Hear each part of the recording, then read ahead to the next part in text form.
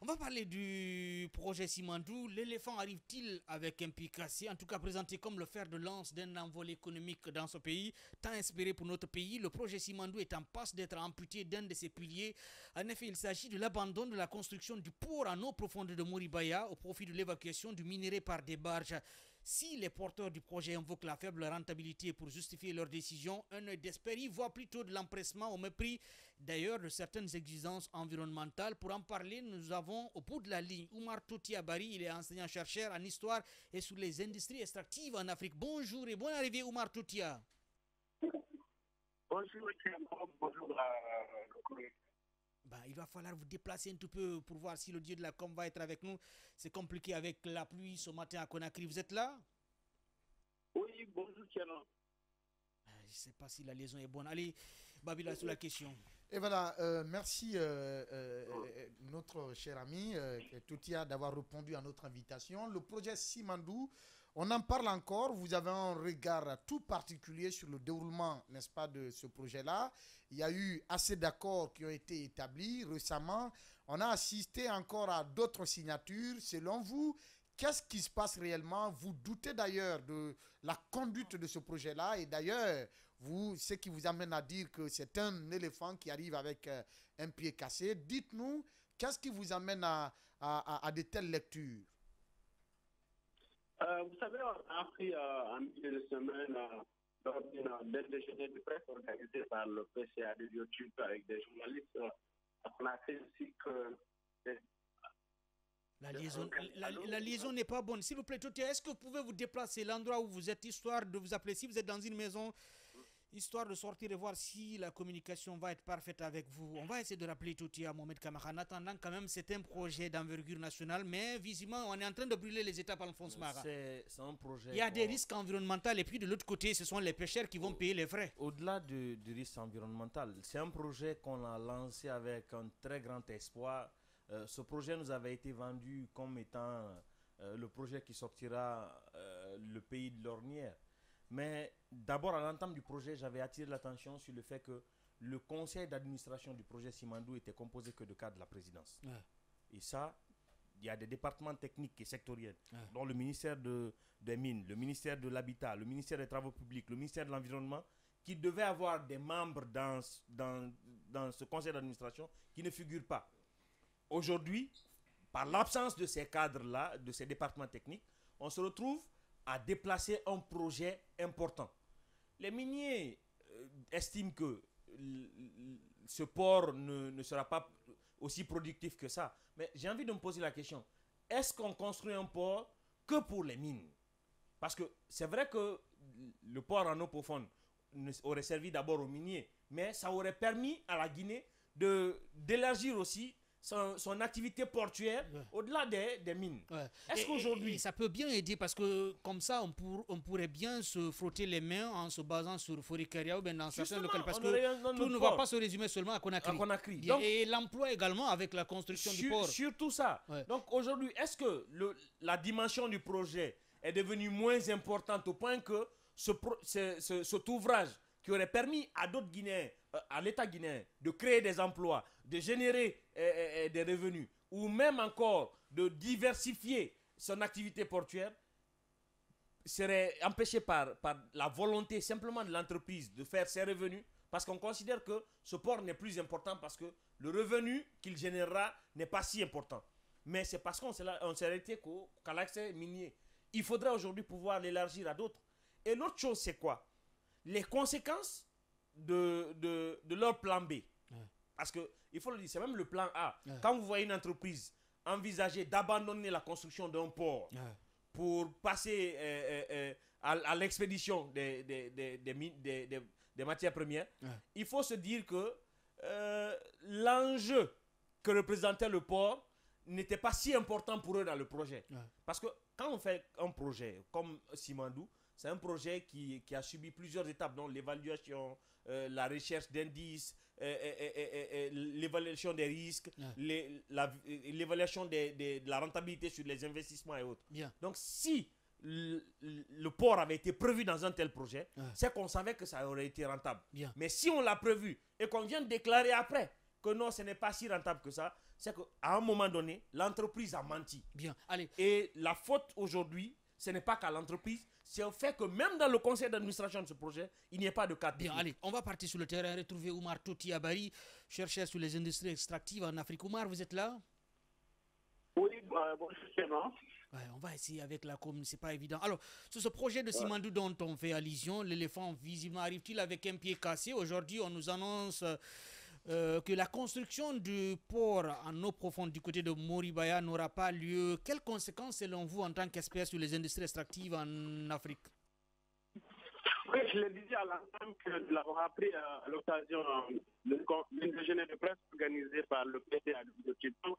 En Afrique, le volet construction d'un port en eau profonde du côté de Moribaya. La communication n'est pas du tout bonne, Oumar Totia. Pourquoi pas vous inviter demain si le temps permet pour qu'on puisse analyser. Ça va être très compliqué. La liaison téléphonique n'est pas du tout bonne ce matin. On va essayer pour une dernière fois, Oumar Totia. Elle n'est pas bonne. Je suis vraiment désolé. Peut-être j'ai envie de vous écouter. Peut-être on va programmer Oumar Totia. Pourquoi pas demain dans cette émission. Oui, Alphonse, essaie de clôturer. La liaison n'est pas bonne. Je clôturerai. Aujourd'hui, moi, j'ai envie quand même de dire une chose. Le projet de ce port n'aurait pas dû être que minier. Parce qu'aujourd'hui, on abandonne le port. Mais qui sait si demain, ce n'est pas le chemin de fer qu'on abandonnera. Parce qu'on a dit qu'il faudrait que les projets miniers aient plusieurs composantes. Non, la composante commerciale ou même la composante sociale. Mais si aujourd'hui, le projet du port est abandonné, parce qu'on considère que ce ne serait pas rentable, qui nous garantit que le transport du minerai de fer par le Libéria ou par la Côte d'Ivoire ne serait pas plus rentable pour l'entreprise que la construction d'un chemin de fer jusqu'à Forikaria.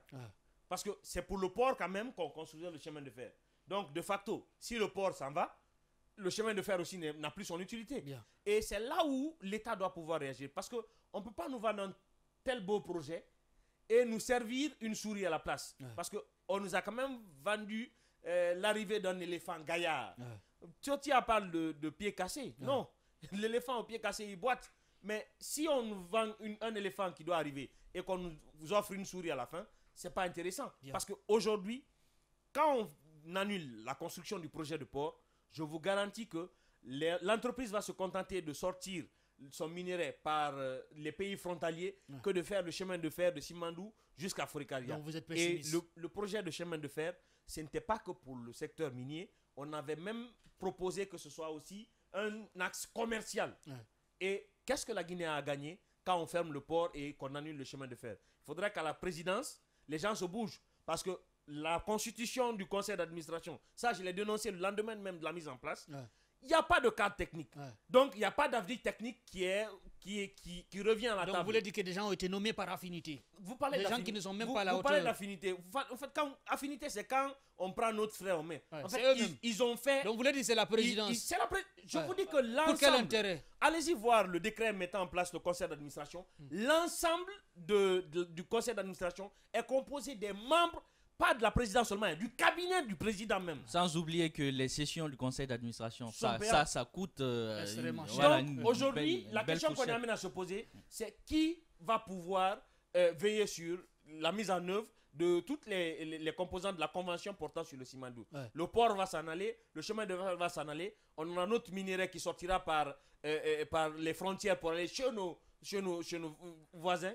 Et qui perdra? Ce sont les citoyens, parce que les emplois pour le chemin de fer sont finis, les emplois pour le port sont finis, l'aspect commercial que le chemin de fer aurait apporté, c'est mort. L'aspect commercial que le port aurait pu, le développement du secteur maritime que le port de Forikaria aurait pu apporter, c'est fini. On est en danger. C'est bon de pouvoir prendre des initiatives salutaires, c'est bon, mais il faut surtout veiller à ce que ces initiatives-là ne nous rattrapent pas après. La CRIEF qui est là n'est pas faite que pour ceux qui sont là. Hein. On espère, on espère. Allez, quand même, c'est l'un des projets phares du régime de CNRD, mais à l'allure où volent les choses, les conséquences sont désastreuses, même pour les pêcheurs. Imaginons que les bateaux ne puissent pas accoster et que ce sont les barges. C'est à travers les barges qu'ils vont transporter, bien sûr, ces minerais de fer. Ça va être compliqué pour ces pêcheurs. Il y a environ plus de 500-800 pêcheurs sur place. Et vous imaginez, avec les gros porteurs, ça ne va pas du tout être facile pour ces pêcheurs. Il y a un danger qui ne dit pas son nom, Emmanuel. Parce que c'est un fait que les gens ne... Il y a un danger qui ne dit pas son nom. Il y a un danger, le spectre d'un danger qui plane désormais sur cette activité-là. Mais moi, j'ai envie de dire que le fait de préférer j'ai envie de dire les barges plutôt qu'à ce port-là, ne répond pas seulement qu'à la volonté de l'entreprise qui voudrait parler de rentabilité. Parce que j'ai envie de dire que même le gouvernement, plus ou moins, semble épouser cette option. Pourtant, parce qu'on sait que la construction... En construisant le port, on a plus à gagner. Oui. L'emploi... Sauf que la construction du port prend combien de temps par rapport à la construction de ces barges-là? Il y a peut-être une volonté, comme je le disais, un empressement pour pouvoir faire en sorte qu'on commence les activités sous le magistère du CNRD et qu'on dise que c'est grâce à nous qu'on a pu réaliser ce projet-là. Et quand on sait que dans 2 ans, ils vont partir, quand on sait que absolument, c'est une question d'intérêt. Et en faisant fi de toutes les exigences environnementales, parce que ce qu'il ne faut pas oublier, c'est que les barges, c'est pas une nouvelle chose en Guinée. Ça a existé en tout cas du côté de Bofa, du côté de Bouquet. Il y a souvent des accidents. Absolument. Et on sait que... Absolument. Donc, c'est naturellement... cette option-là n'est pas sans conséquence à la fois sur la vie de nos concitoyens, mais sur d'autres activités. Surtout un grand gisement de fer. Ça veut dire qu'on n'a pas pris, on n'a pas tiré les leçons des différentes exploitations qu'il y a eu à travers Bokeh et autres. Nous sommes un pays de minimalistes, des gens qui se contentent du minimum. Absolument. Maintenant, l'autre chose... On n'est pas ambitieux. Vous savez pourquoi je le dis? C'est comme nos footballeurs. Quand il y a un match à élimination directe, les joueurs commencent à préparer leurs valises à la veille parce qu'ils savent qu'ils vont être éliminés. C'est comme les artistes qui commencent à avoir un peu de succès. Ils préfèrent se cantonner ici alors qu'ils peuvent faire le tour du monde. La Guinée, c'est ça. Nous sommes un pays de minimalistes. On se contente du minimum. Et c'est dommage. Je comprends bien. Et comme tu le dis, c'est dommage. Mais il y a l'autre chose qui est assez intéressant que Alphonse était en train de relever, qui, à mon sens, est en train d'être piétiné par cette nouvelle option-là. C'est la question de la diversification de l'activité. On sait que notre pays, dont l'économie dépend essentiellement de ces revenus miniers-là, est un pays qui souffrira et qui continue de souffrir du syndrome hollandais. Ça veut dire que si le cours à l'international change, nous avons une économie qui va en souffrir. Maintenant, le correctif ou le palliatif à cet handicap-là, c'est bien entendu la diversification de cette économie. Et nous avons avec ce port à la fois le commerce, mais aussi l'économie maritime qui peut avoir une sorte de, j'ai envie de dire, une sorte de quelque chose qui pourra lui permettre en tout cas de rebondir, de s'agrandir comparativement à ce qui se passe au port autonome de Conakry. Donc c'est vraiment un élément sur lequel on pourrait se reposer pour avoir une économie un peu plus équilibrée. Mais en soustrayant cette composante-là qui est essentielle dans ce projet-là, on vient tout simplement nous présenter quelque chose qui, en réalité, ne profite qu'à ce conseil d'administration composé de personnes venant de la présidence, qui ne profite qu'à cette société-là, puisque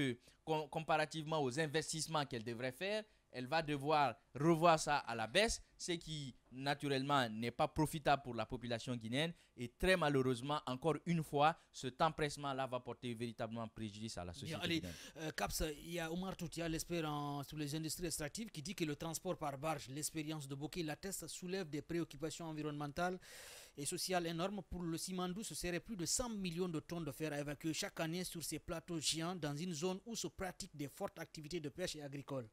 Vous savez, Thierry, par rapport à ces situations-là, ce n'est pas une surprise. Ça ne doit surprendre personne. Si aujourd'hui, on doit venir interdire ou arrêter la construction de ce port à eau profonde de Moribaya par rapport en lien avec ce projet de Simandou, et vous savez, quand on démarre un projet, il y a forcément des études de faisabilité qu'on fait. Et moi, dans ce pays-là, je me demande finalement c'est quoi la place de l'étude. Quel que soit le projet qu'on entame, c'est toujours les mêmes réalités qui reviennent. J'ai l'impression qu'on se fie de ces études préalables qu'on fait pour s'empresser et se dire voici une opportunité, il faut la saisir coûte que coûte, il faut la réaliser et puis après on verra ce qu'il y a lieu de faire. Quand on décide d'arrêter la construction d'un port du genre comme ça, qui n'est pas c'est pas un petit élément, une petite composante du projet. À mon avis, ça a nécessité énormément d'études avant la validation. Et quand on a validé, on ne peut pas se permettre de dire qu'on déciderait finalement brûler d'abandonner ça pour risque que les intérêts que ça rapporte ne seront pas gros. Avant de commencer, dans ces études-là, n'aviez-vous pas pensé déjà à ce que ça allait créer des problèmes d'intérêt? Et depuis ce moment-là, est-ce qu'il ne fallait pas le signaler et voir en fin de compte comment réajuster le projet avec le contexte, avec les nouvelles conditions qui se posaient pour que finalement on puisse aller vers la réalisation de ce projet-là. Je pense qu'aujourd'hui, que ce soit à l'image de ce port de Moribaya ou que ce soit à l'image de toutes ces infrastructures en lien avec ces projets miniers qui sont là, il ne faut pas occulter les préoccupations environnementales. C'est quelque chose de très important et j'ai l'impression aujourd'hui, regardez quand vous prenez la zone de Boké, c'est une zone propice à l'arachide. Mais aujourd'hui, est-ce qu'on peut se permettre aujourd'hui, avec la dégradation qui se pose là, avec l'extraction des minéraux? Je pense qu'aujourd'hui, il faut qu'on soit beaucoup plus sérieux. Certes, la réalisation de ce projet-là envisage beaucoup, les enjeux économiques sont énormes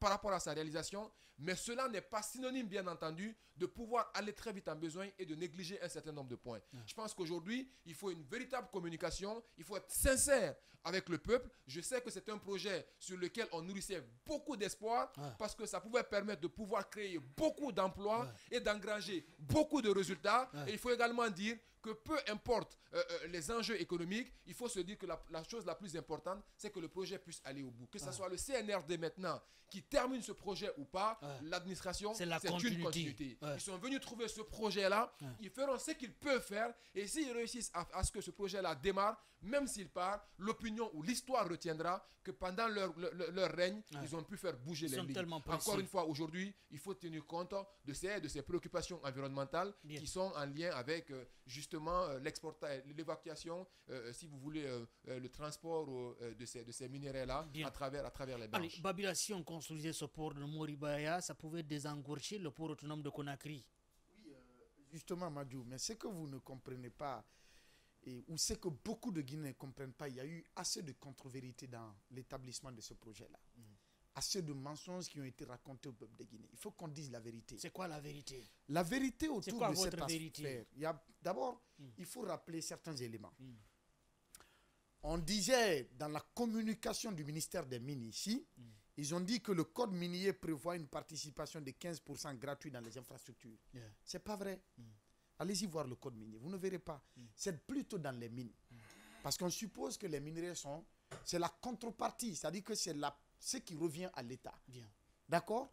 C'était sur, comment dire, les 15% dont on parle, c'était sur le diamant, c'était sur l'or et d'autres minerais, métaux. D'accord? Pour le faire, c'est à l'établissement du code minier sous Alpha Condé justement que les 15%, c'est-à-dire qui reviennent la part de l'État sur les mines, ont été actés dans le code minier. Ça existe, vous allez voir. Maintenant, les 15% dans les infrastructures, c'est une prouesse. Ça, c'est à l'actif du CNRD, c'est-à-dire qu'on obtienne 15% dans les infrastructures. Mais le problème, c'est où, Madjou? Là où il est impensable d'imaginer encore l'aboutissement de ce projet, malgré tout ce qu'on est en train de nous vendre. Oui, je vais vous expliquer. C'est très clair. C'est des investissements colossaux, vous le savez très bien. À un moment, on a dit, quand Baowu, le géant chinois, est venu dans le projet, on a dit que c'est encore une étape décisive. C'est une étape décisive. Et quand ils ont signé encore la création de la société, on dit encore que c'est une étape décisive. C'est ce qu'on est en train de communiquer. Mais imaginez, Winning Consortium, qui avait commencé à travailler sur le projet, sur son bloc, c'est-à-dire était en train de dérouler selon la convention qui a été établie entre le consortium Winning et l'État guinéen. Pendant ce temps, Rio Tinto avait ses réserves ses blocs qui étaient en réserve. Eux, ils n'avaient pas démarré les travaux. On les a obligés à s'associer alors que les autres étaient en avance dans les travaux. D'accord? Qu'ils fassent des levées de fonds pour investir dans les infrastructures, que l'État ait les 15% dans ces infrastructures et qu'au même moment qu'on dise que c'est l'État qui va gérer ces infrastructures alors que l'État n'a aucun franc dedans en termes d'investissement. Pensez-vous que le secteur minier, les géants, ils s'en vont s'endetter dans les banques à l'international, que toi, Madjou, que tu prennes de l'argent à la banque, mais que tu dises à la banque, prêtez-moi 15 millions. Je vais faire une boutique, mais ce n'est pas moi qui vais gérer la boutique. Je donne à quelqu'un d'autre. Ça donne une garantie? Pas du tout. C'est là la véritable question. C'est-à-dire, dans les infrastructures, on a obligé Winning à s'associer avec Rio Tinto. Pourquoi d'abord contraindre les deux à s'associer? Il y a un gros point Ça, c'est un d'interrogation. autre. C'est Ça, un c'est autre un point. autre Ça, débat. c'est une autre parenthèse. Ça, c'est un autre débat. Revenons sur la construction Et du que port. les Il faut quand même rappeler, Oui. tout le monde le disait, si on réussissait à mettre ces différentes parties Oui. ensemble, Oui. c'était très avantageux Plus et bénéfique. bénéfique pour la Guinée, c'était salutaire pour tout le monde. Effectivement, sauf Bien. que le problème, c'est où Winning était en avance dans les investissements. D'accord? Les travaux qu'on a fait ici, le tunnel qu'ils ont construit ici, ils étaient en avance. L'autre n'avait rien démarré. Ils ont des mines à exploiter en Australie. N'oubliez pas, Rio Tinto venait d'investir combien de millions d'euros en Australie. Pendant que les travaux n'ont pas véritablement démarré sur ces mines-là, qu'on veille faire la même chose sur Simandou et qu'on mobilise des fonds par-ci et là pour investir, n'est-ce pas, dans le chemin de fer. Et que dans l'exploitation de ces chemins de fer, les 15% reviennent gratuitement à la Guinée, où l'État guinéen est actionnaire dedans à hauteur de 15%, mais qu'on dise encore, l'État guinéen n'a mis aucun franc, que ce soit l'État guinéen qui exploite encore, qui utilise, qui gère, qui assure la gestion de ces chemins de fer. Vous pensez que c'est possible? Là, c'est la deuxième interrogation. La troisième interrogation, c'est quoi? Ce qu'on nous a vendu également autour de cette histoire-là. On dit au bout de 35 ans que d'ailleurs que le chemin de fer, c'était seulement, n'est-ce pas, comment dirais-je, que c'était seulement pour le transport des minerais. Allez-y lire dans la convention de base. On a dit que c'est un chemin de fer multiservice. Transport des hommes, des marchandises, mais aussi des minerais. Et ils disent que... Il y a beaucoup de facteurs, Babila. Si vous permettez, je voudrais Oui. qu'on revienne par rapport à cette actualité concernant la construction... J'en viens rapidement. J'en viens. On a dit que le chemin de fer allait s'user suffisamment le temps au bout de avec Omar 35 ans. Totia. Depuis 1973, CBG est en train d'utiliser son chemin de fer. Et d'autres sociétés l'exploitent aujourd'hui. Est-ce que ça s'est épuisé? Pas du tout. Est-ce que c'est pour dire qu'au bout de 35 ans qu'on allait arrêter l'exploitation des mines de fer de Simandou? On nous a menti, ça. Allez, revenons sur la construction. Par rapport à ce qu'on est en train de dire, vous savez, au départ, l'État guinéen a fait énormément d'efforts. Tout était prévu pour qu'on puisse construire un port Au départ, en eau profonde. Exactement, mais au départ, c'est pourquoi j'ai dit ici, vous pouvez revoir nos émissions de la saison dernière. Vous pouvez revoir, je l'ai dit ici. Le micro. J'ai dit que c'est un bon projet de dire, c'est une belle initiative de dire qu'il faut transporter les minerais jusqu'à Moribaya ici. C'est un bon projet parce qu'au-delà des mines, ce transport-là, le chemin de fer allait profiter, mais aussi le port aussi, les opportunités d'emploi, ça allait créer assez de choses. Sauf que pour les investisseurs qui sont là, il serait possible, ou en tout cas moins coûteux pour eux, de transporter ces minerais à partir du Libéria voisin. Il y a un spécialiste même qu'on a fait intervenir dans l'émission ici, dans Espace Expression l'année dernière, et qui a tenu les mêmes propos, qui dit que les partenaires sont partis dans un premier temps, parce que Simandou, il y a le côté libérien, et ils ont fini d'exploiter, n'est-ce pas, ce côté-là, mais les infrastructures existantes sont là au Libéria. D'accord? Quitter Simandou, aller au Libéria, c'est plus proche, et c'est plus facile. Mais venir jusqu'à Forêt-Caria ici pour créer un port en eau profonde, c'est des ambitions. Et c'était vraiment c'est une volonté que l'État guinéen a apportée. Mais sauf qu'on n'a pas les moyens de notre politique. C'était aux investisseurs, n'est-ce pas, de mettre les moyens pour faire le chemin de fer et venir construire ce port en eau profonde. Eh bien, est-ce qu'aujourd'hui, les ressources nécessaires sont mobilisées par ces partenaires-là, par ces investisseurs, pour réaliser ce gigantesque projet au-delà de l'exploitation minière? C'est là le problème. C'est là le problème. Allez. Comment réussir à mobiliser tout cela et qu'on dise qu'après tout, que c'est vous qui mettez les moyens, mais c'est l'État qui gère. Voyez un peu, il y a un paradoxe. Il y a un paradoxe et beaucoup de questions. Il va falloir aller jusqu'au bout quand même. Il y a un paradoxe et beaucoup d'interrogations autour de ce projet. Encore une fois, comme Alphonse l'a dit, il faut mettre les spécialistes au devant parce que tout simplement, les mines, on ne peut pas renvoyer la gestion, le conseil d'administration de la gestion d'un projet gigantesque comme celui concernant Simandou à la présidence, alors que la présidence est une entité de décision et non de gestion. En tout cas, il y a beaucoup d'interrogations, des hypothèses. Comment peut-on ramener tout à la présidence, à moins qu'il y ait des intérêts derrière des commissions? Qu'est-ce que vous voulez? On s'empresse, hein? Allez, rapidement. Félix Milimo, c'est une question d'intérêt, question d'argent. Écoutez, il va falloir voir l'intérêt du peuple, l'intérêt de la Guinée. Il ne faut pas s'empresser. Je suis d'accord. Le projet Simandou, c'est un projet avec beaucoup d'enjeux. Au départ, comme Babila le disait, avec beaucoup de volonté de l'État de faire profiter la Guinée de ces ressources que Dieu nous a dotées. Mais si on ne fait pas attention dans l'exécution même des contrats que nous avons scellés avec, comment dirais-je, ces entreprises, la Guinée risque de perdre gros. Ce que je veux dire, c'est que si on essaye de partir dans l'exécution de ces travaux en fonction du calendrier politique, c'est pas bon. Et c'est nous qui allons perdre, en réalité. Moi, la question que je me pose, comment aussi facilement on peut finalement blacklister la construction de ce port en eau profonde, en sachant que cela allait beaucoup plus profiter à la Guinée. Comment aussi facilement on peut le faire comme ça? Et puis après, c'était dans le contrat. En réalité, c'était dans notre contrat. Finalement, qu'est-ce que ça va devenir? Donc, moi, je pense qu'aujourd'hui, que l'État doit fournir beaucoup d'efforts.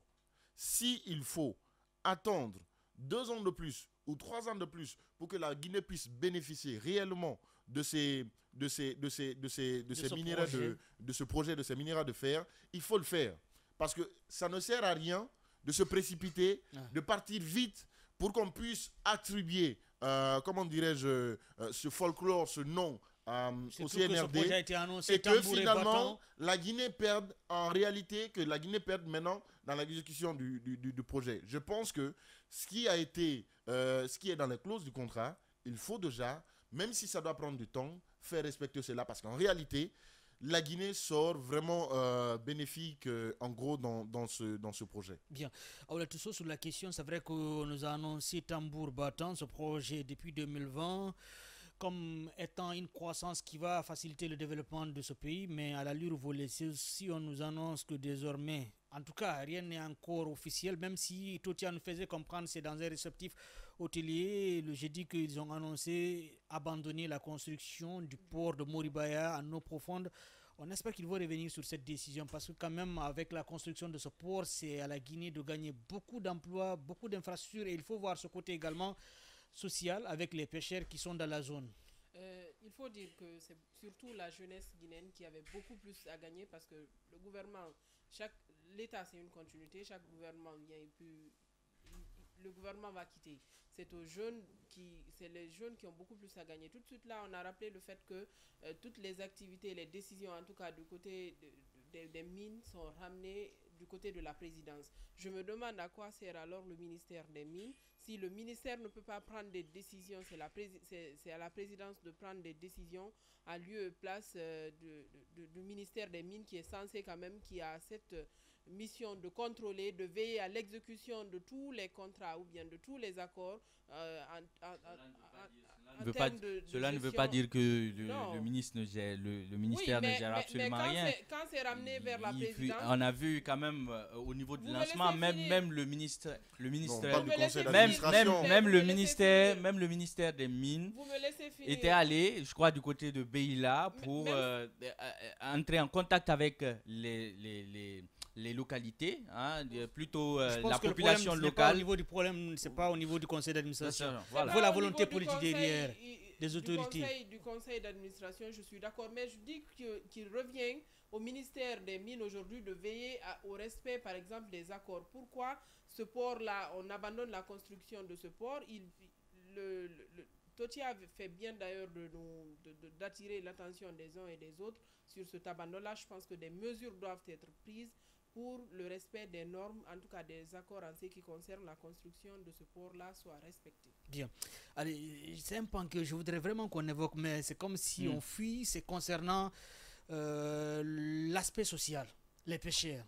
C'est évident avec l'abandon de la construction de ce port en eau profonde. Je pense que les conséquences seront énormes pour les pêcheurs. Non, Madjou, en fait, ce n'est pas un problème.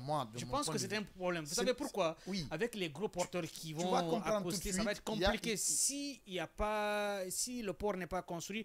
Parce que vous voyez, avec ces navires qui viennent, la dernière fois on parlait de ces citoyens qui étaient victimes de ces éruptions cutanées. Ça va avec... Parce que souvent les gros porteurs qui viennent, ces navires qui viennent, souvent ils déversent des déchets chimiques. Imaginez, il y a les pêcheurs qui sont dans la zone. C'est ce qui est mauvais, mais le développement, ça va avec ses conséquences. D'accord? Les ports, il y en a, les ports minéraliers, il y en a par exemple à Kamsar, il y en a à Bofa.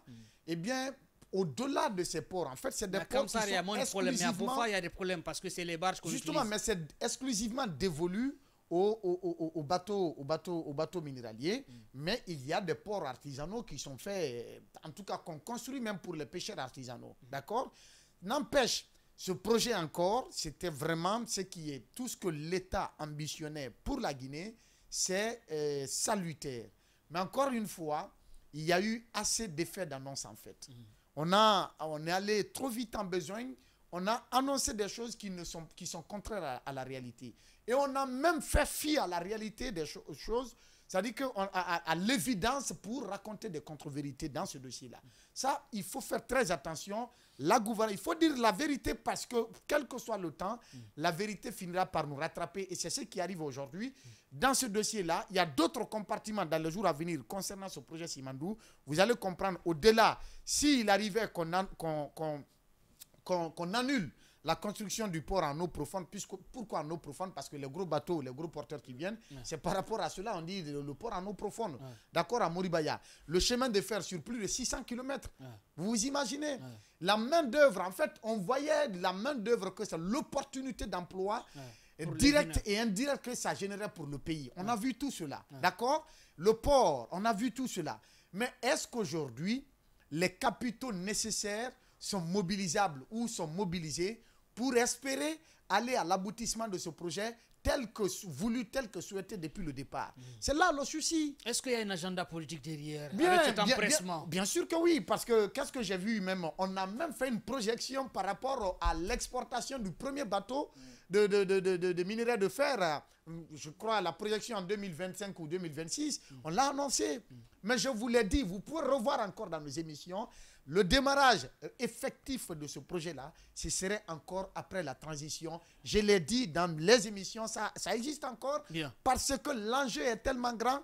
Eh bien, on ne dit pas la vérité. C'est-à-dire, on ne dit pas la vérité autour de ce projet. Encore une fois, il faut faire très attention parce que ceux qui sont en train de mettre leur argent, qu'est-ce qu'on a dit? Quand on a arrêté les travaux, le ministre a dit qu'il y a des partenaires qui sont à la porte. Que s'ils ne s'entendent pas, qu'ils vont les dégager, qu'il y a d'autres à la porte. À partir du moment où les gens savent, parce qu'on ne peut pas les dégager comme ça, ils ont des accords avec l'État. Et la loi est là aussi. Donc, on va s'engager dans un contentieux. On a vu pour Benny Stemens. Comment ça s'est passé? L'État guinéen, à travers Alpha Condé, il fallait un combat rude pour aboutir, pour parvenir à la récupération des blocs qui étaient donnés à SBGR, ou je ne sais pas quoi, Mamadi Touré, qui a été négocié au temps de fait général Lansana Conté.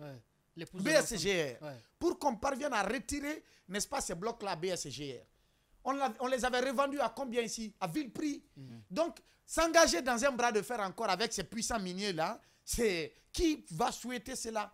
Et quelle entreprise, quel investisseur va accepter de venir sur une mine qui fait l'objet d'ailleurs de litiges, qui est en contentieux? On sait déjà ce qui est en train de se passer. Et sous un gouvernement de transition. Il y a assez de doutes. Pourquoi on n'arrive pas à gérer? Pourquoi on n'arrive pas à réaliser ce projet jusqu'à présent avec tous les régimes qui se sont succédés? Parce qu'à l'allure où volent les choses, des décisions qui avaient été prises, des accords à l'allure où volent les choses risquent d'être qu'on mette nos intentions politiques derrière, qu'on dise la vérité au peuple. C'est ce qui est important. Allez, oui, Emmanuel, après je reviendrai à Cap, s'il vous plaît. Allez, sur la question, tu parlais de la question sociétale. La question sociétale. La répercussion que cela peut avoir. Je ne sais pas si vous vous rappelez, en juin 2023, si j'ai bonne mémoire, l'accident avec Bel Air Mining.